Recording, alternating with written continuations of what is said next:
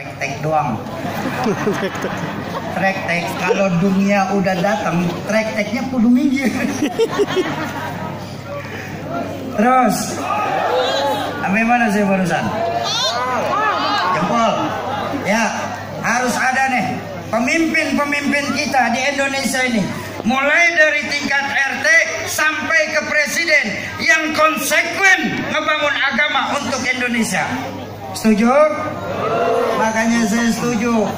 Dalam Islam, ya, nih karena jempol nih. Dalam Islam, yang namanya pemimpin nggak boleh punya anak. Dalam Islam, yang namanya pemimpin nggak boleh punya keluarga. Oh begitu Syauki? Tahu dari mana kamu? Dicontohkan langsung oleh baginda Nabi. Ketika beliau bersabda, "Lau Fatimah binti Muhammad saraqat an qata'a yadaha." Kalau saja Fatimah binti Muhammad yang mencuri, aku sendiri yang akan memotong tangannya. Ayo dah. Kenapa Nabi harus nyebutin lakopnya secara utuh, binti Muhammad? Pan anak sendiri. Kenapa Nabi dalam hadis nggak bersabda Fatimah tu binti, Fatimah anakku yang mencuri, tapi disebutin secara utuh Fatimah binti Muhammad? Karena ketika mengeluarkan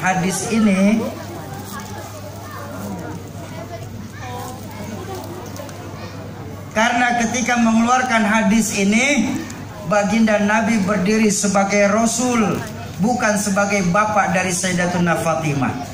Makanya hukum tegak saat itu. Betul. Pemimpinnya juga mau terjun ke rakyat. Baginda Nabi langsung turun ke masyarakat, enggak terima laporan. Namanya laporan, semua juga laporan bares ya. Betul. Laporan kan bagus-bagus semua, namanya laporan. SMK laporan sampai sekarang cakep, mobilnya belum ada. Letibang laporan. Makanya dalam riwayat lain, walaupun Sayyidatuna anak kesayangan baginda Nabi, bahkan dalam riwayat dijelaskan kalau saja baginda Nabi lagi rindu sama surga, beliau ciumin tuh muka Sayyidatuna Fatimah. Tapi lihat dalam kehidupan sehari-hari, baginda Nabi sering memerintahkan Sayyidatuna Fatimah dengan kalimat perintah. I'mali ya Fatimah, i'mali. Hei Fatimah, beramal kau. Hei Fatimah, sedekah kau. Hei Fatimah, salat kau. Karena walaupun aku bapakmu diangkat sebagai Rasul, tapi aku bapakmu tidak berani bertanggung jawab kau nanti di hadapan Allah Subhanahu wa ta'ala. Tuh, pemimpin dalam Islam gak boleh punya keluarga. Yang kedua, diambil dalam kisah Sayyidina Umar bin Khattab. Ketika satu hari lagi kebingungan Khalifah Sayyidina Umar bin Khattab mencari pejabat pengganti di Mesir saat itu. Dikumpulkanlah para petinggi-petinggi khalifah saat itu. Dikumpulkan para petinggi-petinggi khalifah. Hei, para pejabat kekhalifahan. Iya khalifah, saya ini lagi pusing. Pusing kenapa khalifah? Saya lagi bingung nyari pejabat pengganti untuk Mesir. Oh, kata ketua KPU saat itu. Ada ketua KPU-nya, udah dengerin aja ngapa sih?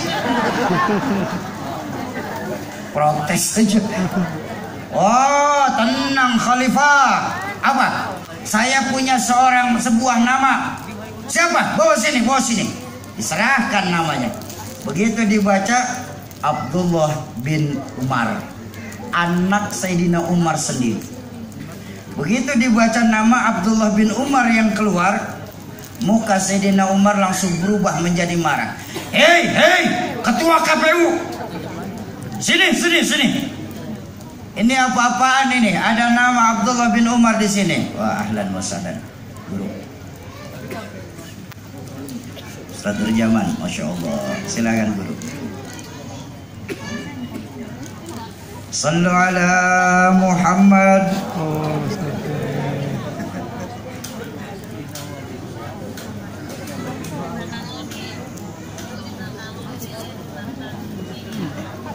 Ada nama Abdullah bin Umar di sini. Saya melihat Abdullah bin Umar cocok untuk memimpin di Mesir, khalifah. Yang lebih cocok dari Abdullah bin Umar banyak. Tapi Abdullah bin Umar ini alim.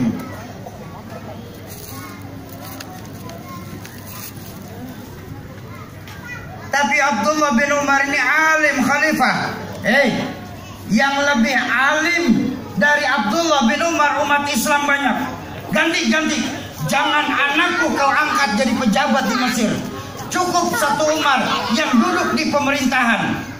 Kalau berhasil, kami keluarga Umar akan menikmati indahnya.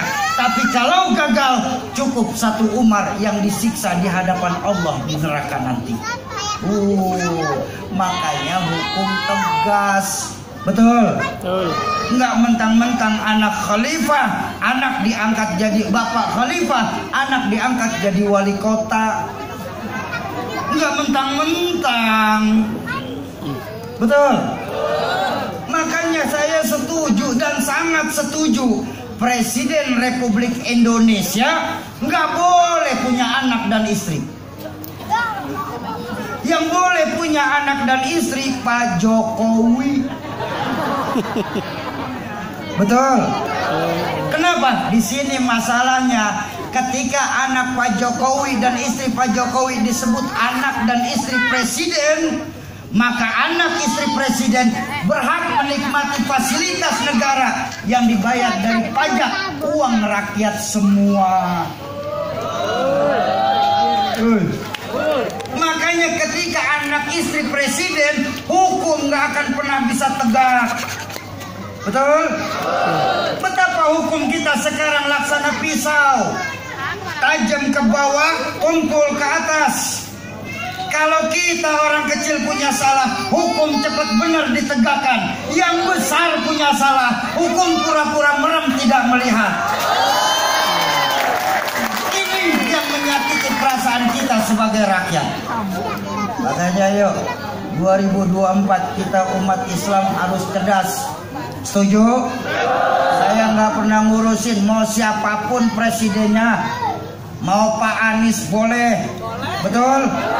Mau mantan gubernur nggak apa-apa. Atau mau dari zuriat Nabi juga silahkan. Terserah saya siapapun presidennya. Cuma yang terpenting kita umat Islam harus bersatu dalam memilih pemimpin di Indonesia ini. Setuju? Tuh jempol. Makanya jempol nih ya. Kalau dalam ilmu badan, jempol nih kepala. Ini cap legalitas loh Pak. Makanya pemerintah nih Pak, cap legalitas. Kenapa dibuat jempol? Karena cap legalitas. Orang tua kita nggak bisa tanda tangan, cap jempol sah jual beli. Betul? Kalau di badan kita jempol nih pala nih. Coba ibu foto KTP kagak ada pala. Serem. Tuh, jempol harus ada ya. Kita bersyukur kita di kelurahan kita punya Pak Lurah yang mau langsung turun ngurusin rakyat nih. Amin. Kita doakan beliau istiqomah dalam jabatan. Tuh, jempol. Selesai? Belum. Kita juga punya apa ini? Telunjuk. Siapa telunjuk? Agnia, orang kaya.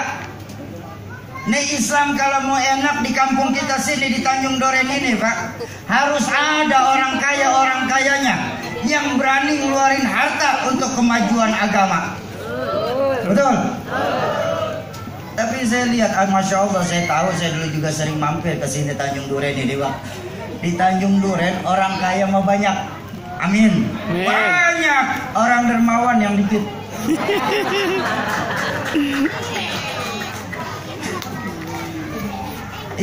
Orang kaya banyak, orang dermawan yang dikit. Kenapa? Karena kedermawanan orang kaya merupakan satu mutiara dunia yang sudah mulai diangkat sama Allah. Dan kadang-kadang ini juga nggak jarang. Kita orang Tanjung Duren Selatan suka nggak yakin sama janji Allah. Ini doang masalahnya. Padahal janji Allah, man jaa bil hasanah falahu asyru amsalihha. Siapa yang berbuat satu kebaikan, Allah akan balas dengan 10 kali lipat. Masya Allah. Ada teman saya protes. Teman saya berkasih silaturahmi, guru, berkasih silaturahmi. Teman saya macam-macam. Mulai dari ahli sijadah sampai haram jadah ada saya punya teman.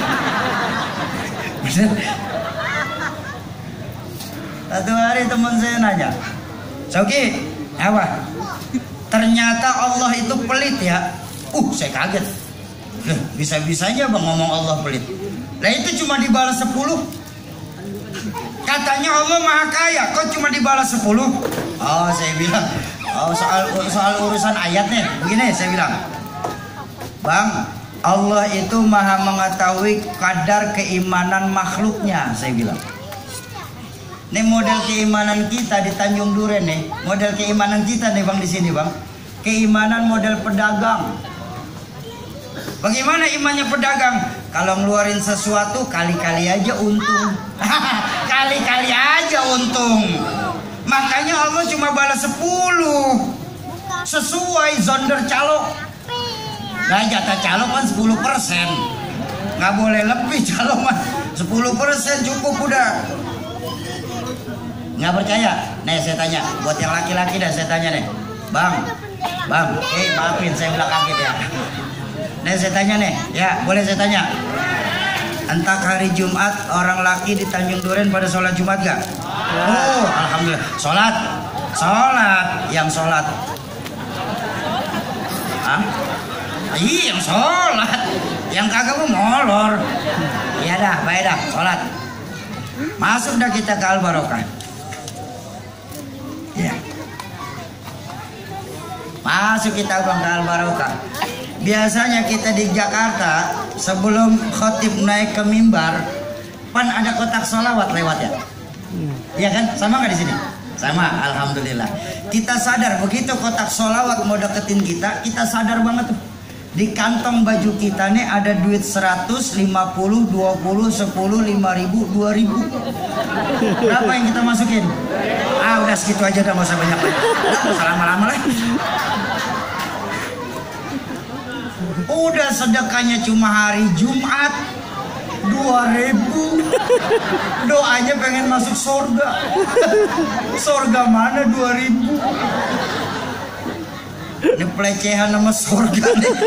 Surga 2.000 nggak boleh. Ya, surga udah naik sekarang. Sauki nggak boleh begitu Sauki. Sedekahan yang penting mah. Benar. Sedekah yang penting ikhlas. Soal banyaknya nomor 1. Benar-benar ini. Nih. Saya kasih tahu rahasia ya. Tapi tolong jangan bilang ke siapa-siapa lagi ya. Soalnya ini rahasia nih. Cuma di Al-Barokah doang saya ngomong nih ya. Bapak Ibu, Bang, sedekah, bicara sedekah. Daripada kecil nggak ikhlas, mendingan banyak tapi ikhlas. Bener-bener sih ini. Apa yang mau kita ragukan?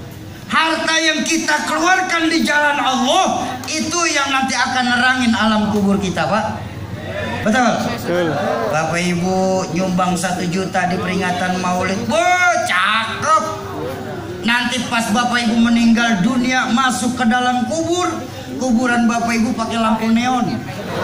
Lah 1 juta terang kuburan. 1 juta. Oke, 1 juta kagak gablok oke. Terus 100.000 nggak apa-apa, lampu templok.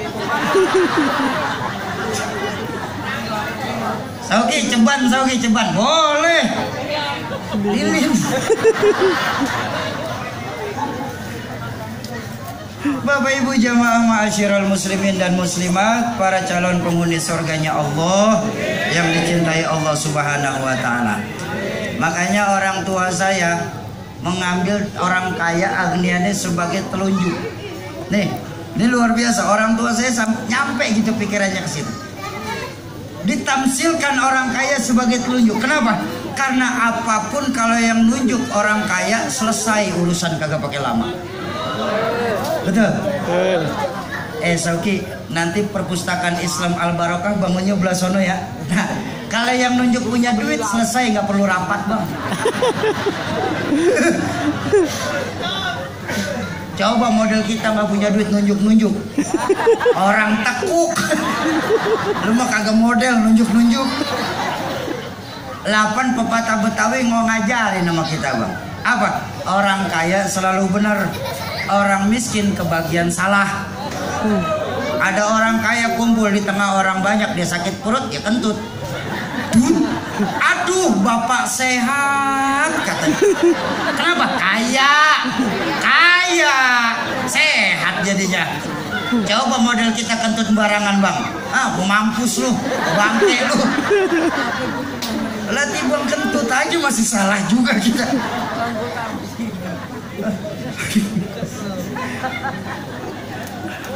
Harus ada orang kayanya. Ya, di kampung kita nih yang berani ngeluarin harta untuk kemajuan agama. Nih bikin maulid gede kayak begini nih nggak cukup pakai takbir, Bang. Allahu Akbar, jeleng tenda turun dari langit. Kagak, kudu nyewa juga kita.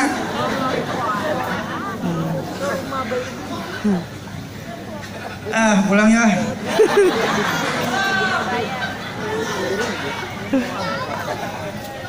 Sampai jam 2 boleh? Berani berapa? Lah gue mah argo cocok, gue tarik terus gue mah. Bercanda kayak bercanda. Bapak Ibu jamaah ma'asyiral muslimin dan muslimat yang berbahagia, tuh harus ada ya, harus ada orang kayanya, agnianya di kampung kita nih yang berani ngeluarin harta di jalan Allah. Selesai? Belum. Kita juga punya apa ini? Jari tengah. Ini jari yang paling serius. Ini jari nggak bisa diajak bercanda, Bang. Bener-bener ini nggak ada bocah kecil sweet pakai jari tengah gitu. Kagak ada. Ini jari serius dia mah. Ini paling beneran dia mah. Siapa jari tengah? Nih guru-guru kita, para zuriyah baginda Nabi. Tuh di tengah tuh. Para ulama-ulama kita, para habaib kita, beliau nggak boleh kemana-mana, tapi beliau harus ada di mana-mana. Betul? Nih sekarang ini tanpa kita sadarin, maaf, maksiat merajalela saat ini diakibatkan apa? Diakibatkan diamnya orang-orang alim di sekitaran kita saat ini.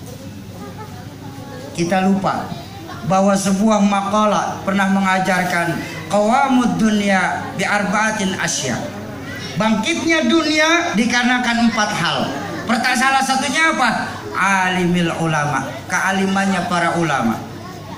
Alim di sini bukan cuma sebatas membaca kitab. Alim di sini bukan sebatas lama duduk. Tapi kealiman di sini beliau-beliau yang berani beramar ma'ruf nahi munkar. Banyak dari kita, Bang, berani amar ma'ruf saja. Kau sholat kau, sedekah kau, jangan judi kau, stop open BO.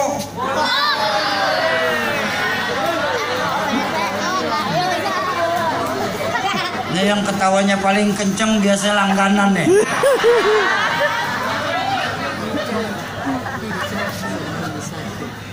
Itu amar ma'ruf, semua orang bisa. Tapi ketika disuruh bernahi munkar, kita sering maju mundur layaknya Syahrini. Maju mundur, jedot. Ayo, saya ingin berpesan, terutama buat adik-adik saya nih, mumpung masih banyak ulama-ulama di Tanjung Duren Selatan ini, kita ambil ilmu beliau. Allah ketika hendak mencabut ilmu bukan langsung ditarik ilmu itu. Bagaimana caranya? Bimautil alim, dengan diangkatnya para ulama-ulama kita. Bahkan dijelaskan dalam hadis, kalau ulama saat itu sudah banyak yang wafat, maka akan tinggallah sekumpulan orang-orang bodoh. Yang ketika orang bodoh mengangkat pemimpin dari golongan mereka yang bodoh, apa kata baginda Nabi dalam hadis? fantazirus sa'ah, tunggulah kehancuran yang terjadi di daerah tersebut. Ya bayangin kalau ibarat sholat bang, imam tolol makmum bego. Nah selesai sholat bang, kagak rapi-rapi sholat. Ayo mumpung masih banyak ulama-ulama, jangan sampai lupa bang, ulama dengan umat harus laksana macan sama hutan. Betul? Coba lihat, hutan kalau di dalam masih ada macannya, orang kagak bakal berani nebang pohon sembarangan bang. Umat kalau masih ada ulama yang berani amar ma'ruf nahi munkar, narkoba, maksiat, open BO nggak akan pernah masuk ke kampung kita lagi.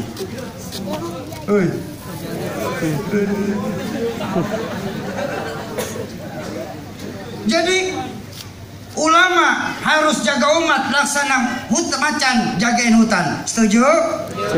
Tapi jangan lupa, hutan pun harus tahu kebutuhan macan. Jangan macan doang disuruh jagain hutan, hutannya pelit, lemes macannya bang. Makanya jangan disalahin, berapa banyak sekarang macan-macan kita nih, macan-macan Islam malah ikut sirkus. Iya, lumayan dapat daging sepongge. Ini jangan disalahin, tapi tengoklah ketika macan tidak di dalam hutan bang. Tengoklah nasib macan ketika di dalam sirkus, ketika di kebun binatang, nggak ada wibawanya macan.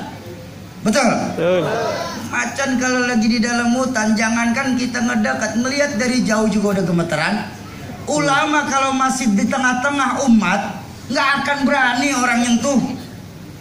Tapi tengoklah ketika macan udah tinggal di dalam sirkus, di kebun binatang, ya Allah sedih nasibnya bang.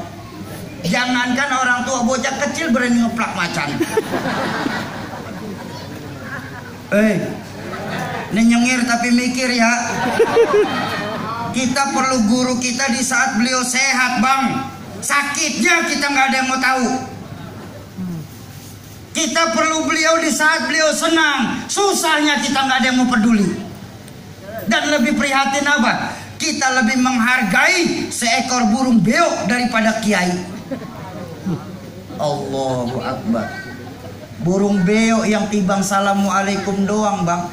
Assalamualaikum, assalamualaikum, ngerti kagak, pasai kagak, 4 juta berani dibayar.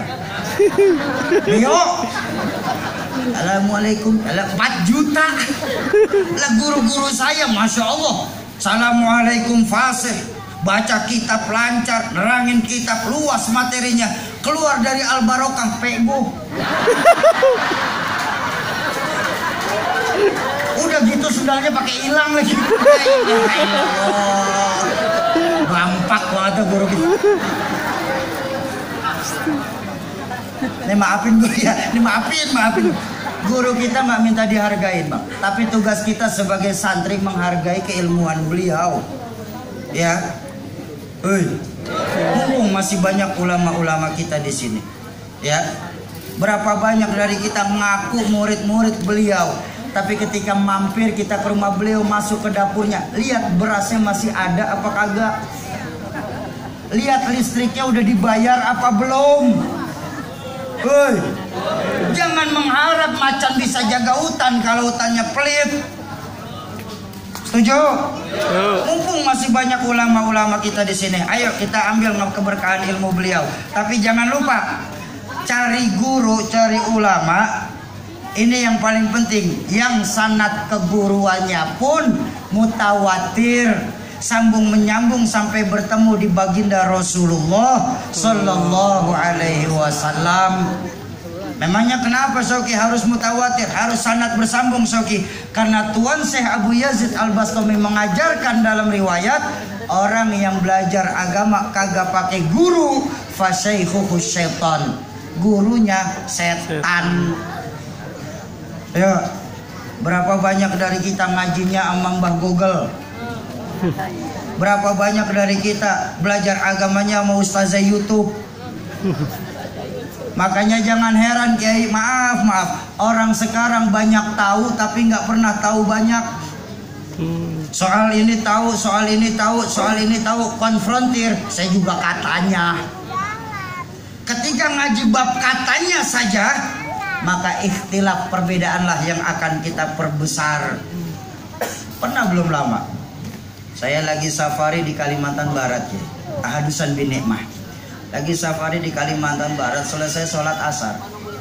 Begitu selesai salam, assalamualaikum, assalamualaikum, saya usap, emang kebiasaan orang tua diajarin.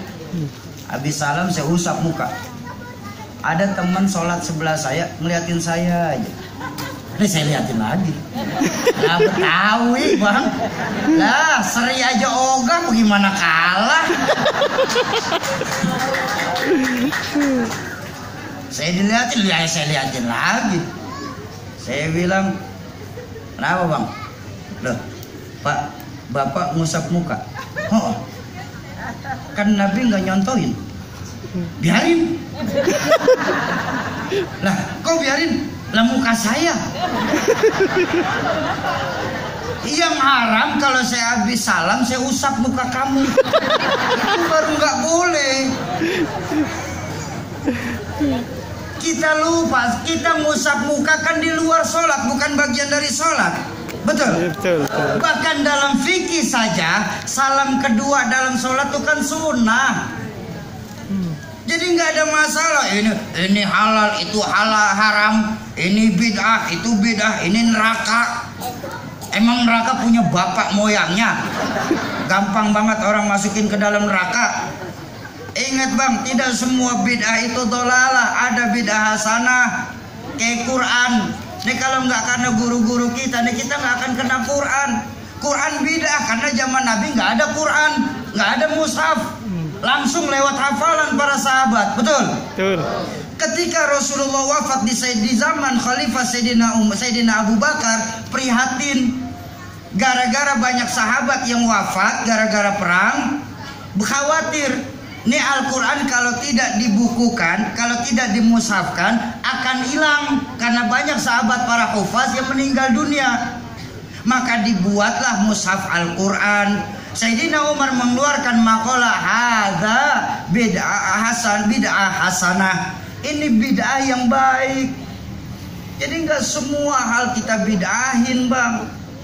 Kalau mau bicara semua bid'ah nih maaf banget maaf. Nih masih ada ulama aja berani mengkafirkan kok sekarang kita. Nih kalau bicara semua bid'ah maaf sekali lagi. Nih muka kita muka bid'ah bang. Zaman Nabi nggak ada potongan kayak begini. Lah bid'ah tuh operasi plastik di Korea sono. Betul? Handphone yang kita pegang tuh itu bid'ah. Nabi kagak pernah pakai handphone. Buang. Ganti kaleng susu. Sambungin benang. Ngomong dah tuh halo.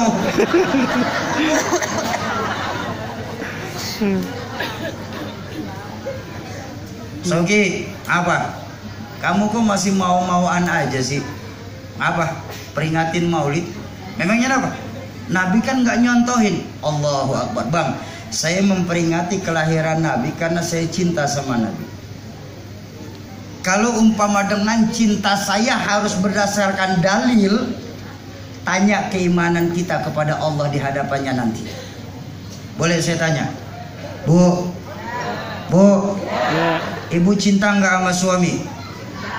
Pak, Bapak cinta nggak sama istri? Cinta apa enggak? Apa dalilnya? Nggak ada. Bid'ah. Jangan, mumpung masih banyak ulama-ulama kita di sini lah bang. Ingat, perbedaan yang terjadi di tengah-tengah umatku dalam hadis diajarkan membawa rahmah selama tidak untuk berpecah belah.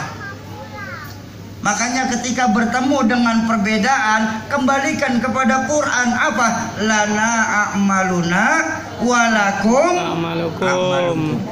Mumpung masih banyak ulama-ulama kita di sini, ayo kita ambil ilmu-ilmu beliau. Setuju?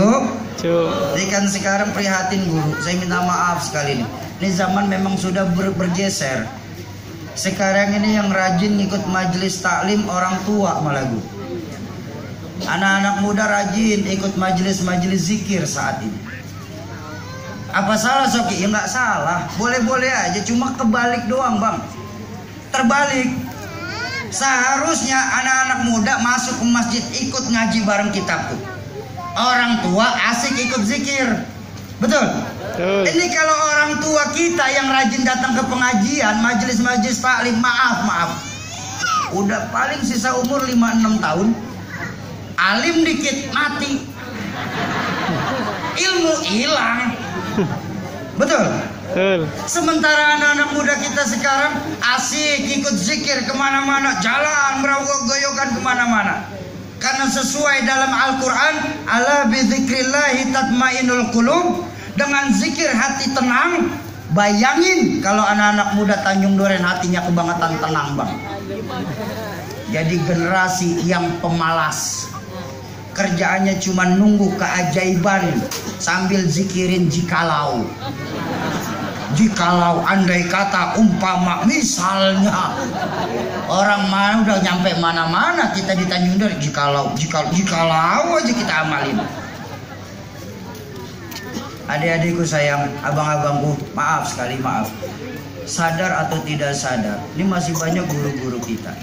Banyak kitab-kitab dalam Islam ini sudah banyak perubahannya. Contoh yang nyata, azkarnya Imam Nawawi saat ini. Ya. Cetakan Darul Kitab Beirut, Libanon, ada bab ziarah maqamun Nabi, ziarah makam Nabi. Tapi sekarang karena di Beirut itu Libanon sudah ditutup cetakan kitab Al-Azkar, cetakan pindah ke Saudi. Ada pergantian judul apa? Bab Ziaratun Nabawi. Udah pergantian tuh, ziarah makam Nabi sudah tidak ada lagi artinya. Belum kita bicara kitab Safinatun Najah soal tohar, sudah banyak perbedaan-perbedaan. Belum kita bicara kitab-kitab mazhab macam Muwatta'nya Imam Malik, Al-Umnya Imam Syafi'i, dan lain sebagainya.